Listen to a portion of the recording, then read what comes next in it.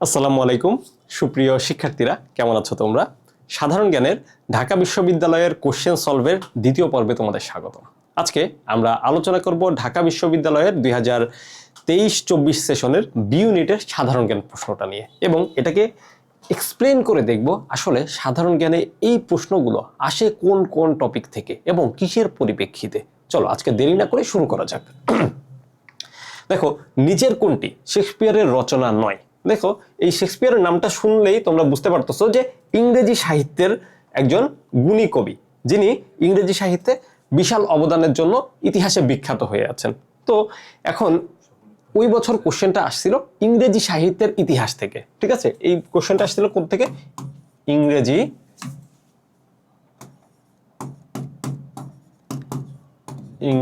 সাহিত্যের ইতিহাস, সাহিত্য বলতে পারি, ইংরেজি সাহিত্য, ঠিক আছে? এটা হচ্ছে ডক্টর ফাউস্টাস। এছাড়া বাকি তিনটাই হচ্ছে ওনার লেখা। এখন সাধারণত বাংলা সাহিত্য বা ইংরেজি সাহিত্য এই টপিকগুলো থেকে প্রশ্ন আমরা আসতে দেখি না, বা এই যে আমরা কোশ্চেন সলভিং যে সিরিজ, সেই সিরিজেও আমরা তেমন একটা দেখবো না। তবে এরকম দুই একটা কোশ্চেন থাকে। সো আমরা পরবর্তী কোশ্চেনে চলে যাই। বাংলাদেশের মুক্তিযুদ্ধের প্রেক্ষাপটে নির্মিত ধীরে বহে মেঘনা চলচ্চিত্রের পরিচালক কে? দেখো, এখন আমি গত ক্লাসেই বলেছিলাম যে বাংলাদেশের মুক্তিযুদ্ধ হচ্ছে অবধারিত টপিক, যেই টপিকটাকে কখনোই বাদ দেওয়া যাবে না, এবং মুক্তিযুদ্ধ একটা বিশাল টপিক, যে টপিকটাকে একবারও শেষ করা যাবে না। মুক্তিযুদ্ধকে কয়টা ভাগে ভাগ করতে হবে বলছিলাম? তিনটা ভাগে। কি কি? একটা হচ্ছে 47 থেকে 71-এর 23 বছরের পাকিস্তানি পিরিয়ড। দ্বিতীয় হচ্ছে মুক্তিযুদ্ধকালীন মানে 1971 সালে 7ই মার্চ থেকে 22শে ডিসেম্বর পর্যন্ত যেসব ঘটনাবলী হয়েছে সেগুলো, এবং সর্বশেষ হচ্ছে মুক্তিযুদ্ধ পরবর্তী সময়ে সেটা নিয়ে যত নাটক, উপন্যাস, সিনেমা যা হয়েছে, অথবা কোনো দেশ যদি বাংলাদেশকে স্বীকৃতি দিছে, স্বাধীন দেশের স্বীকৃতি দিছে, সেটাও, এই জিনিসগুলো আমাদেরকে পড়তে হবে। সো এইখানে আসছে হচ্ছে মুক্তিযুদ্ধের প্রেক্ষাপটে নির্মিত বা পটভূমিতে নির্মিত ধীরে বহে মেঘনা এই চলচ্চিত্রের পরিচালককে? এটা হচ্ছে আলমগীর কবির, ঠিক আছে? ধীরে বহে মেঘনা। আর এই প্রশ্নটা আসছে কোত্থেকে? মুক্তিযুদ্ধ ভিত্তিক নাটক উপন্যাস, ঠিক আছে? মুক্তিযুদ্ধ ভিত্তিক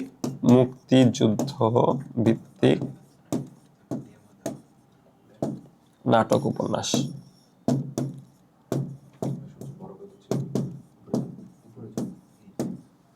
ওকে ওকে 3 নাম্বার কোশ্চেন আমরা দেখি। বাংলাদেশ ডেল্টা প্ল্যান 2100 প্রণয়নে কারিগরি সহায়তা প্রদানকারী দেশ কোনটি? এখন দেখো, বাংলাদেশ ডেল্টা প্ল্যান 2100 মানে হচ্ছে বদ্বীপ পরিকল্পনা 2100 বা 2100। এইটা 2021-22 সেশনে রিপিটেড কোশ্চেন। মাঝখানে একটা বছর কোশ্চেন গেছে, ওই কোশ্চেনে আসে নাই, বাট এই কোশ্চেনটা আবার আসছে। তার মানে বোঝা যাচ্ছে এটা একটা সাম্প্রতিক কোশ্চেন, একে। দুই হচ্ছে এটা একটা রিপিটেড কোশ্চেন। তার মানে বুঝতে পারতেছি ঢাকা বিশ্ববিদ্যালয় কি করে? রিপিটেড কোশ্চেন দেয়। ওকে, ঢাকা বিশ্ববিদ্যালয় রিপিটেড কোশ্চেন দেয়। এখন দেখো যে আমাদের বছরও এইটা ছিল একটু হচ্ছে যে আন্ডাররেটেড টপিক, বাট এটা হচ্ছে চীন যদি অপশনে থাকে, ম্যাক্সিমাম টাইম মনে হয় যে চীন হবে উত্তর, ঠিক আছে? তো আসলে এটার উত্তর হচ্ছে চীন না, এটা জলবায়ু সম্পর্কিত, তো এই জন্য হচ্ছে এটার উত্তর হচ্ছে নেদারল্যান্ডস। এবং তোমরা জানবা বিশ্ব পরিবেশ দিবস, ঠিক আছে? পরিবেশ দিবস হচ্ছে কবে? 5 জুন। এবং জলবায়ু সম্পর্কিত যে জিনিসগুলো আছে ওইগুলোতে নেদারল্যান্ডসের মতো যে দেশগুলো আছে সেইগুলো সবসময় প্রস্তাবক থাকে, হ্যাঁ? বা কোনো পরিকল্পনা করলে সেই দেশগুলো নেদারল্যান্ডসের মতো তোমার ইউরোপের বা স্ক্যান্ডিনেভিয়ার যে দেশগুলো আছে সেই দেশগুলো আগায় থাকে। আর এইটা যেহেতু রিপিটেড কোশ্চেন, সো এই কোশ্চেন নিয়ে আর নতুন করে বলার কিছু নাই। এবং এই কোশ্চেন থেকে এটা প্রমাণিত হলো যে ঢাকা বিশ্ববিদ্যালয়ে আসলে রিপিটেড কোশ্চেন আসে, এবং আমাদের এই কোশ্চেন সলভিং সিরিজে আমরা বেশ কয়েকটা রিপিটেড কোশ্চেনও কিন্তু দেখতে পাবো। ওকে, সো আমরা পরবর্তী কোশ্চেন আসি। 4 number, September on Jessore road বিখ্যাত কবিতাটি কে লিখেছে? দেখো, এই কবিতাটা আসলে এতটাই বিখ্যাত, ঢাকা বিশ্ববিদ্যালয়ে 1971-এর পরবর্তী সময়ে যে কতবার আসছে এই হিসাব আমার নিজেরও নাই, ঠিক আছে? বা ঢাকা বিশ্ববিদ্যালয়ে যেসব শিক্ষকগণ এই প্রশ্ন করছে উনাদেরও আসলে নাই যে আসলে কতবার এই প্রশ্নটা আসছে। এটা বাংলাদেশের ইতিহাসে বা মুক্তিযুদ্ধের ইতিহাসে এটা খুবই গুরুত্বপূর্ণ এবং মানুষের মুখে মুখে প্রচলিত একটা কবিতা, সেপ্টেম্বর অন যশোর রোড, ঠিক আছে? এটা হচ্ছে অ্যালেন গিন্সবার্গের। ওকে, অ্যালেন গিন্সবার্গের। দেখি, আর এটা তো মুক্তিযুদ্ধ ভিত্তিক নাটক উপন্যাস কবিতা থেকে আসছে, বুঝতেই পারতেছো, লেখা লাগবে না। 5 নম্বরে আসি।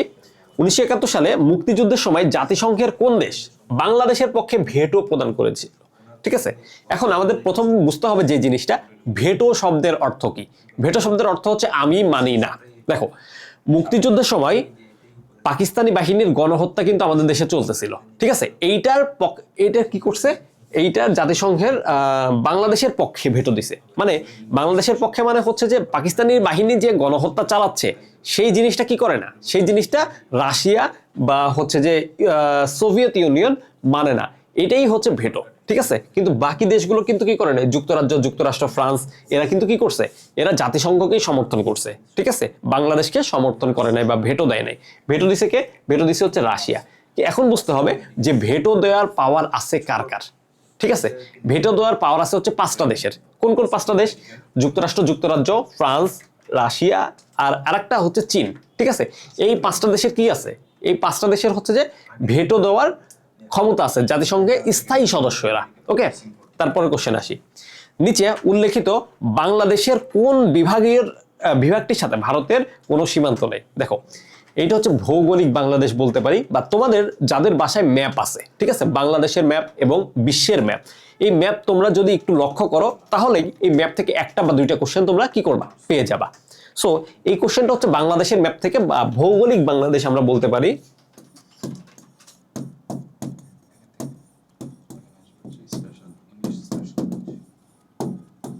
ঠিক আছে, ভৌগোলিক বাংলাদেশ। দেখো বাংলাদেশের আশেপাশে ভারতের কয়টা রাজ্য আছে বলতে পারবা? দেখো 7 সিস্টার্স এর কথা শোনো। 7 সিস্টার্স এর 7টা রাজ্যই কিন্তু কি না, আমাদের সাথে সম্পর্কিত না বা আমাদের সাথে সীমানা নাই ওদের।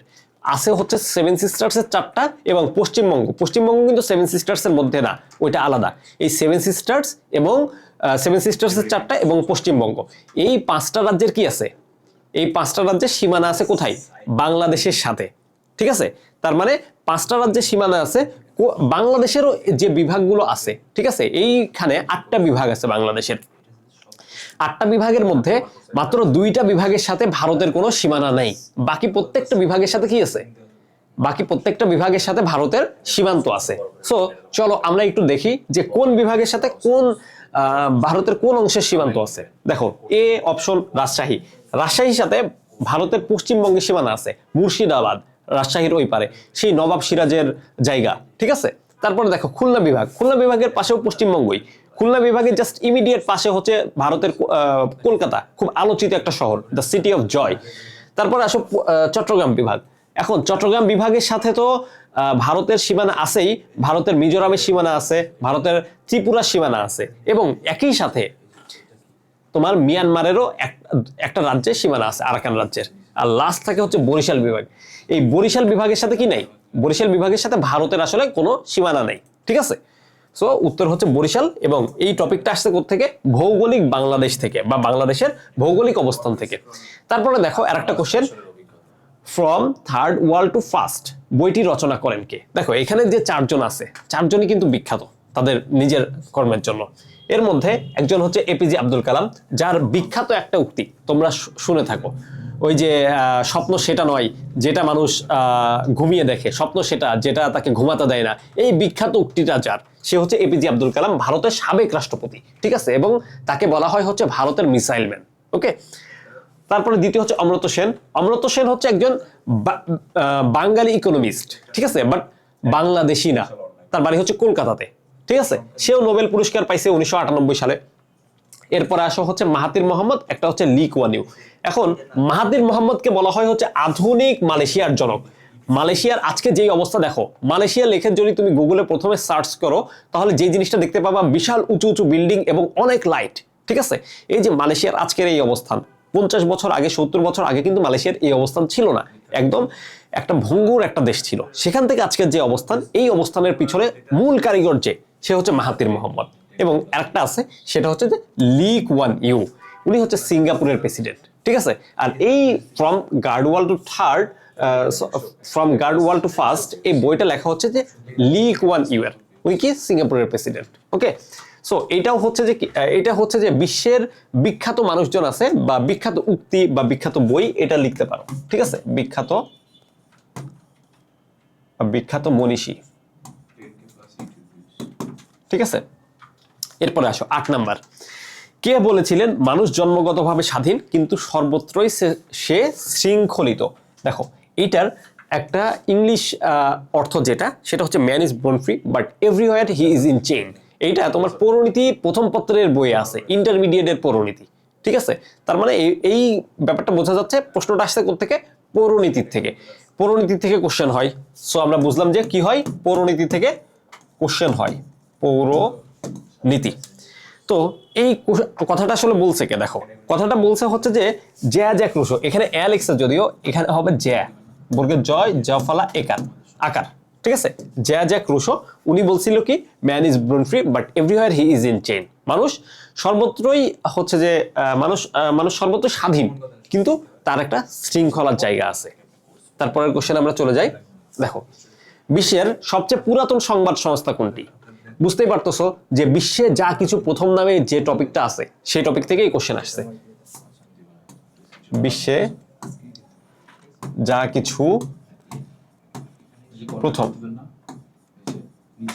ওকে, বিশ্বে যা কিছু প্রথম।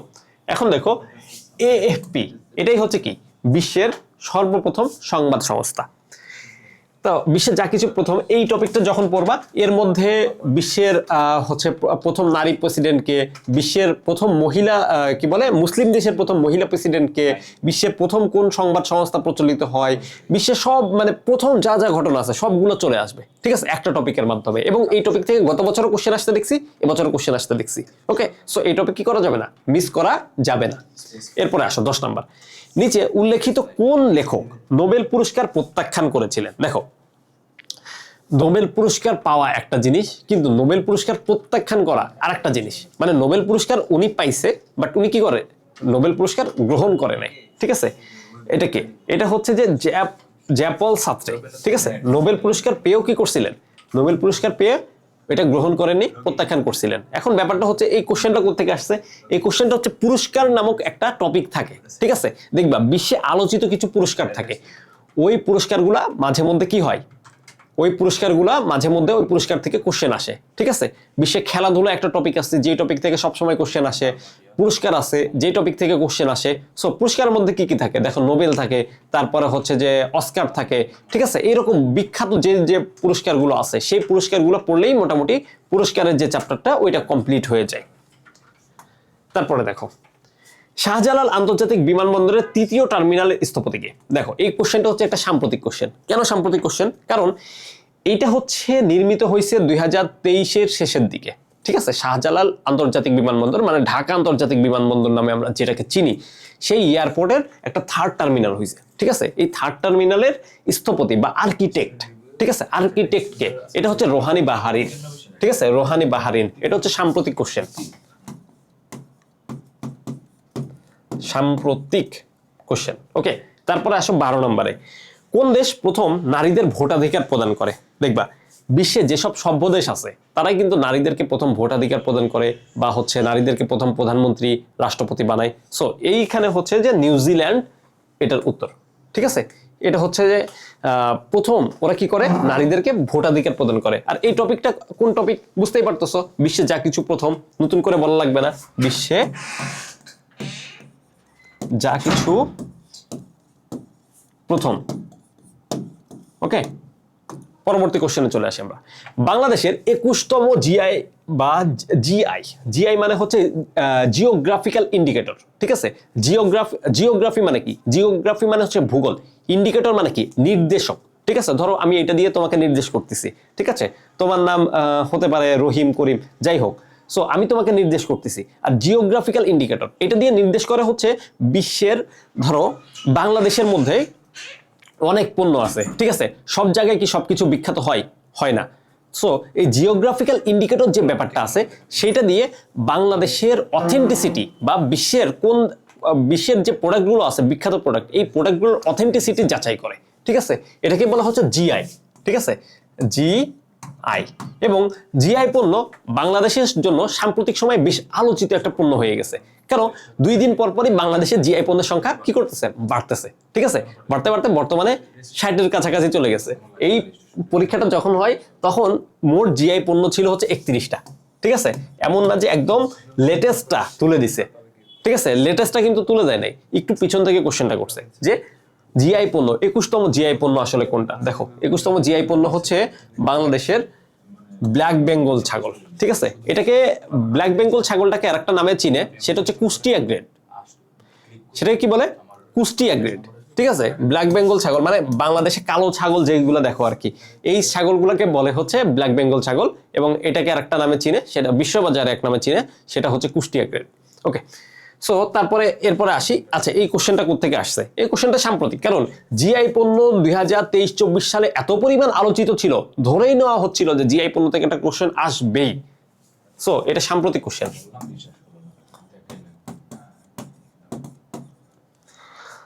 14 নম্বরে আসি। কে প্রথম কৃষাঙ্গ নারী হিসাবে 2টি অস্কার জিতেন? আচ্ছা, কৃষাঙ্গ মানে হচ্ছে যে কালো বর্ণের, ঠিক আছে। আমরা যেমন হচ্ছে যে এই যে ব্রাউনিশ, ঠিক আছে, আমরা কিন্তু ব্রাউনিশ, এরকম আফ্রিকান যারা আছে বা হচ্ছে নিগ্রো যারা আছে তারা হচ্ছে কালো বর্ণের। কে প্রথম কৃষাঙ্গ নারী হিসাবে কি করেন? কৃষাঙ্গ নারী হিসাবে 2টি অস্কার জিতেন। এই যে এই পুরস্কারটা আবার কোত্থেকে আসছে? এটা আবার পুরস্কার থেকে আসছে, ঠিক আছে। তার মানে আমরা পুরস্কার থেকে দুইটা প্রশ্ন অলরেডি পেয়ে গেলাম 1 বছরের মধ্যেই। এটা হচ্ছে রুথি কার্টার, ঠিক আছে। রুথি কার্টার কি করে? কৃষাঙ্গ নারী হিসাবে বা কালো নারী হিসাবে, কালো বর্ণের নারী হিসাবে প্রথম 2টা অস্কার জিতেন। এরপরে আসো 15 নম্বর। নিচের কোন ব্যক্তি বাংলাদেশের সংবিধান প্রণয়ন কমিটির সদস্য ছিলেন? আচ্ছা দেখো, আমরা জানি যে সংবিধান থেকে বি ইউনিটে ঢাকা বিশ্ববিদ্যালয়ে সবসময় কোশ্চেন আসে, এবং সংবিধান রচনা কমিটি বা সংবিধানের ইতিহাস, এখান থেকে একটা প্রশ্ন থাকে সবসময়। সো সংবিধান রচনা কমিটির সদস্য ছিলেন হচ্ছে 34 জন। 34 জনের মধ্যে একজনই মাত্র মেয়ে ছিলেন, ঠিক আছে। মেয়ে ছিলেন কয়জন? একজন, বা নারী আর কি, একজন ছিলেন। সে কে? এখানে দেখতে পাচ্ছ একজনের নামই নারী। সো বুঝতেই পারতেছো যে আনসার কোনটা হবে, ঠিক আছে। এটা হচ্ছে সংবিধান। সংবিধান, ওকে। 16 নম্বরে আসি। কে বলেছিলেন বুলেটের চাইতে ব্যালট শক্তিশালী? দেখো, আমেরিকার একজন বিখ্যাত প্রেসিডেন্ট, নাম হচ্ছে আব্রাহাম লিঙ্কন। তোমরা বাংলাদেশের বিভিন্ন স্কুলের দেয়ালে, কলেজের দেয়ালে বা শিক্ষা প্রতিষ্ঠানের দেয়ালে এই আব্রাহাম লিঙ্কনের ছবি দেখতে পাবা, বা আব্রাহাম লিঙ্কনের বেশ কিছু উক্তি দেখতে পাবা। এর মধ্যে আব্রাহাম লিঙ্কনের একটা বিখ্যাত উক্তি আছে, যে বিখ্যাত উক্তিটা হচ্ছে যে বুলেটের চাইতে ব্যালট শক্তিশালী। ব্যালট মানে বুঝতো, যেই বক্সটাতে ভোট দেওয়া হয় ওইটাকে কি বলে? ব্যালট, ঠিক আছে। ব্যালট বক্স, আর যেটা দিয়ে ভোট দেওয়া হয় ওটা ballot paper. So Abraham Lincoln আমেরিকার একজন বিখ্যাত প্রেসিডেন্ট, উনি বলেছিলেন বুলেটের চাইতে ব্যালট শক্তিশালী। এটা বিখ্যাত উক্তির মধ্যে যাবে, ঠিক আছে। বিখ্যাত উক্তি, উক্তি, এরকম বিখ্যাত উক্তি কিন্তু পড়তে হবে, ঠিক আছে। বিশ্বের যারা বিখ্যাত আছে তাদের 1-2টা করে উক্তি এরকম পড়ে রাখতে হবে, ঠিক আছে। যেমন মিসাইল ম্যান আবুল কালাম আজাদের কথা বললাম, স্বপ্ন সেটা নয় যেটা তোমাকে কি করো না, স্বপ্ন সেটা নয় যেটা তুমি ঘুমিয়ে দেখো, স্বপ্ন সেটা যেটা তোমাকে ঘুমাতে দেয় না। সো এরকম বিখ্যাত অনেক উক্তি আছে, এই উক্তিগুলো কি করতে হবে? আমাদের দেখে রাখতে হবে। এরপরে আসো 17। নিচে উল্লেখিত বাংলাদেশ সরকারের কোন মডেলটি জাতিসংঘ স্বীকৃতি দিয়েছে? আচ্ছা দেখো, এটা একটা সাম্প্রতিক কোশ্চেন ছিল, ঠিক আছে। সাম্প্রতিক প্রশ্ন ছিল, ওকে, সাম্প্রতিক প্রশ্ন ছিল।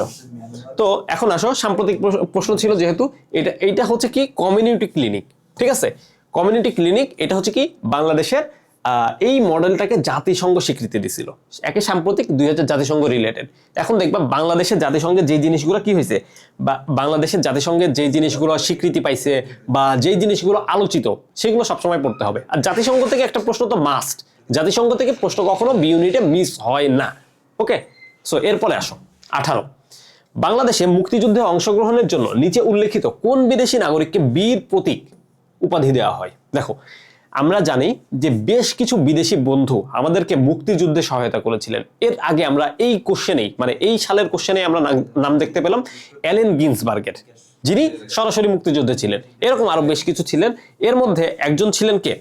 একজন ছিলেন হচ্ছে যে WAS অডারল্যান্ড, ঠিক আছে। উনি বীর প্রতীক উপাধি পাইছে, ঠিক আছে। বীর প্রতীক উপাধি পাইছে WAS অডারল্যান্ড। এরপরে আসো 19 নাম্বার। ইসরায়েলে পরিচালিত হামাসের সাম্প্রতিক অপারেশনের নাম কি? দেখো, এর আগের কোশ্চেন, মানে গত ক্লাসে যে কোশ্চেনটা আমি সলভ করাইছি, সেই কোশ্চেনে কিন্তু দেখছো অপারেশন আল আকসা ফ্লাড। আমি বলছিলাম কত? 7 অক্টোবর 2023 তারিখে হামলাটা করে, তাই না? 7 অক্টোবর 2023 তারিখে হামলাটা করে।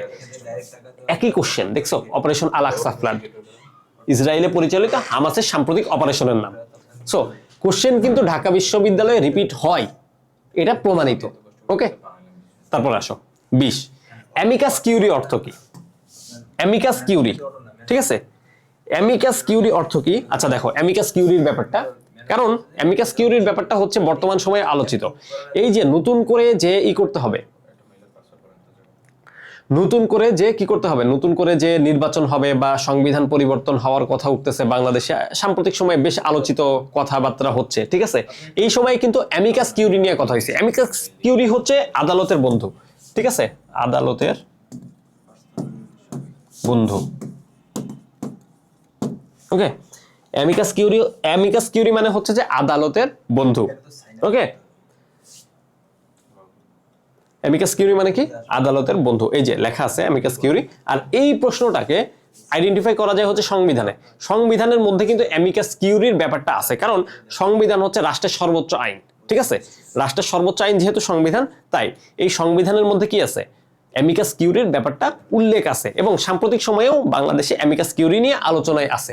সো এই প্রশ্নটা আবার যদি চলে আসে, ঠিক আছে, আদালতের বন্ধু, অ্যামিকাস কিউরি কি, আদালতের বন্ধু বা অ্যামিকাস কিউরি সম্পর্কিত কোনো কোশ্চেন আসে, খুব একটা অবাক হওয়ার কিছু থাকবে না। ওকে, পরবর্তী কোশ্চেন আমরা যাই।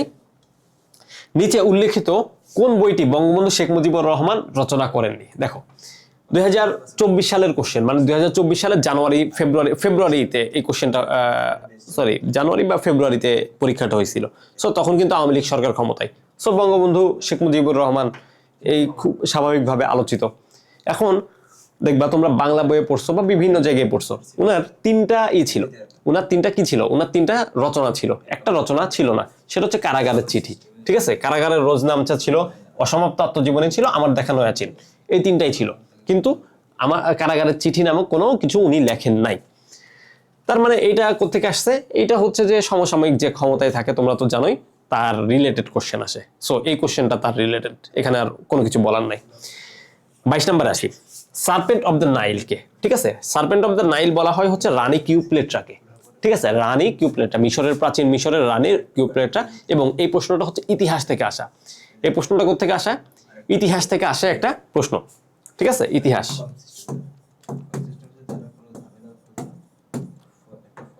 ওকে, 13 নম্বর আসো, এলাম দেখলাম জয় করলাম। এই কথাটা হচ্ছে জুলিয়াস সিজারের। খ্রিস্টপূর্ব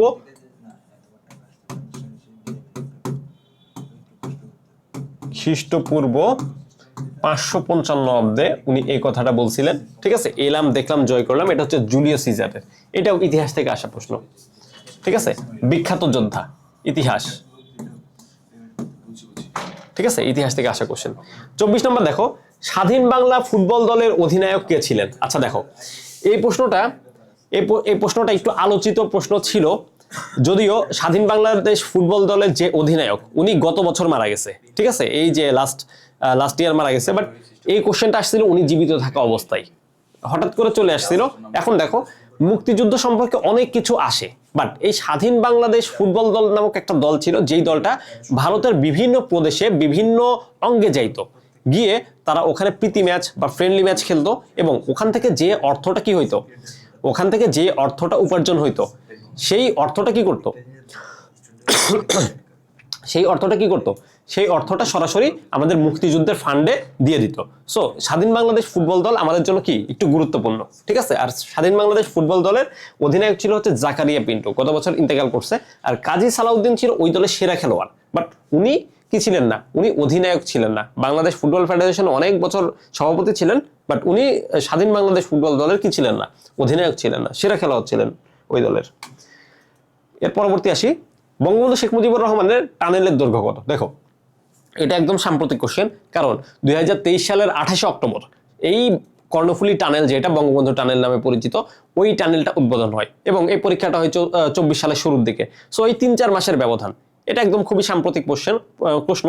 এবং সরকারের আলোচিত যেসব উন্নয়ন আছে, সেই উন্নয়ন থেকে সবসময় প্রশ্ন হয়।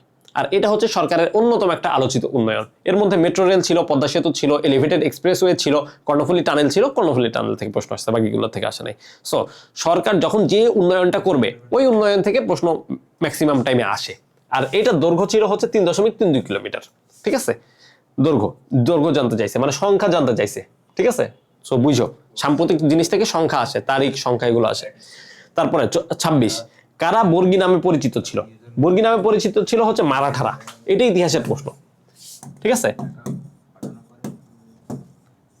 ঠিক আছে, এটাই হচ্ছে ইতিহাসের প্রশ্ন। বর্গী নামে পরিচিত ছিল হচ্ছে মারাঠারা।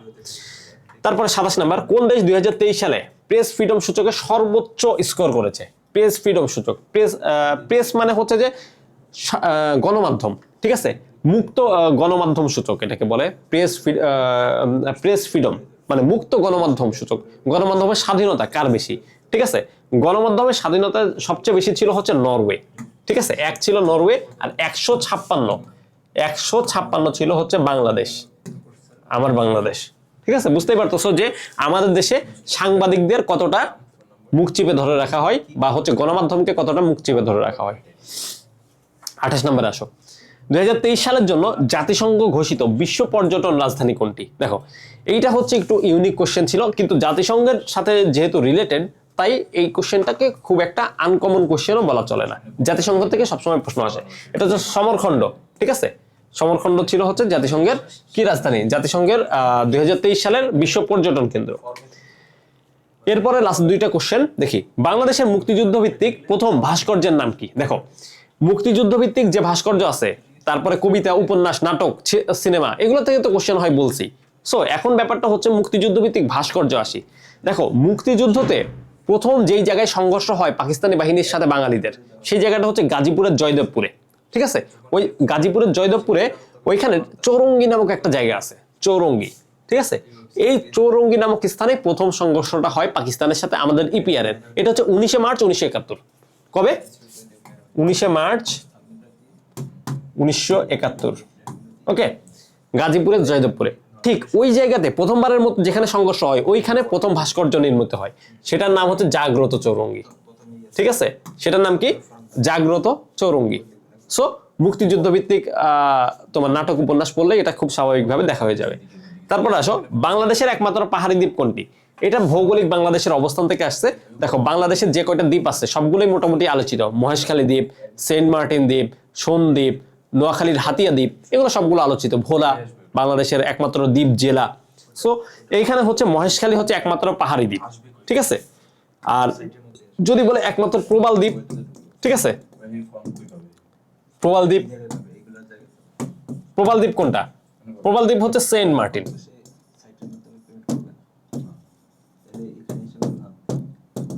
প্রবাল দ্বীপ কি? প্রবাল দ্বীপ হচ্ছে সেন্ট মার্টিন। আর একমাত্র পাহাড়ি দ্বীপ কোনটা? মহেশখালী। সো এই ছিল হচ্ছে 30টা কোশ্চেন। আজকে ঢাকা বিশ্ববিদ্যালয়ে 23-24 সেশনের কোশ্চেনগুলো সলভ করলাম। আশা করি তোমরা আসলে টপিকগুলো সিলেক্ট করতে শুরু করেছো, যে আসলে কোন টপিক থেকে কোশ্চেনগুলো আসে। এর পরবর্তী ক্লাসে আমরা দেখব 2022-23 সালের কোশ্চেন, এবং সেই কোশ্চেনটাও একটু আমাদের জন্য চমকপ্রদ হবে। সো ততক্ষণ পর্যন্ত আজকের ক্লাস দেখার জন্য তোমাদেরকে শুভকামনা জানিয়ে আজকের মতো শেষ করছি। নেক্সট ক্লাসে আবার দেখা হবে ইনশাল্লাহ। আল্লাহ হাফেজ।